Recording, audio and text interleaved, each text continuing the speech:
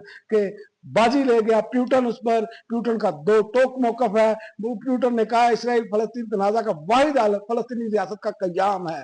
दोनों रहनुमाओं ने, ये कतरी अमीर ने और प्यूटन ने, दोनों रहनुमाओं ने शाम को एक खुद मुख्तार रियासत बनाने की मुश्तरका कोशिशों पर भी इतफाक किया।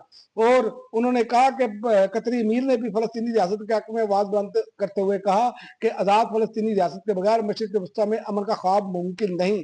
इसके अलावा दोनों ने शाम को खुद मुख्तार रियासत बनाने की कोशिशों पर भी इतफाक किया।